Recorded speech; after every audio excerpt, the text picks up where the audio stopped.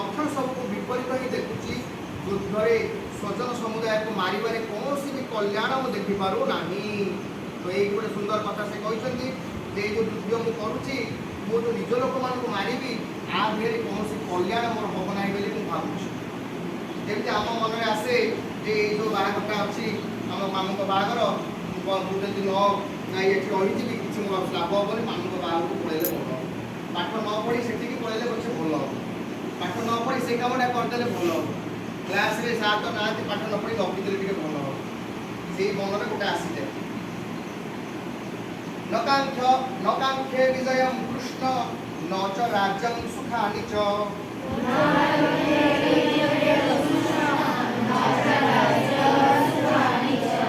किं नो राज्येन गोविंद किं भोगे जीवितेन वा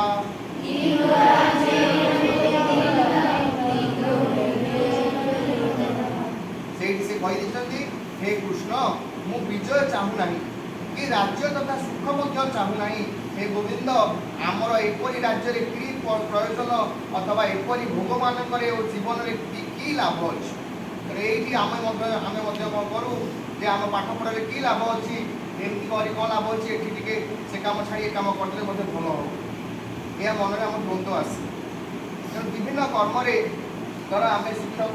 किए को बैंक में कम कर किए इंजीनियर किए डॉक्टर समस्त मन मध्य द्वंद्व आसे जे मोर कामटा करवा ठीक मुझे कर्म अच्छे से कमटा करवा ठीक तो से कम छाड़ी आउ गोटे कम करदेवा ठीक से समय जो द्वंद्व आसे ये द्वंद्व को ठीक करने चिंता तुमको पढ़ा पड़े तो जीवन में तुम जो कर्म भी थाओ से कर्म तुम केते दूर तुम ठीक कर तार सूत्र गुड़िक ये गीतार सब लिखा तेणु बर्तमान अर्जुन द्वंद्व को प्रकाश कर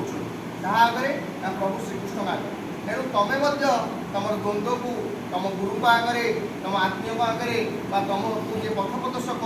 कर प्रकाश कले तुम द्वंद्व संपूर्ण रूपे समाप्त हो आमर प्रोब्लेम कौन हुए ना आम आम द्वंद्व को क्या कहूना आम लुचई दो आम जो कार्य कर्म को छाड़ी जो कार्य करूँ ताकू भल भाव कर चलू ही आम भूल हो जाए तेनाली ये गोटे शिक्षा मिलला जे आम मन जो द्वंद्व आसूची आम संगे संगे आम आमर सारथी बा जी आम गुरु बा जी आम पथ प्रदर्शक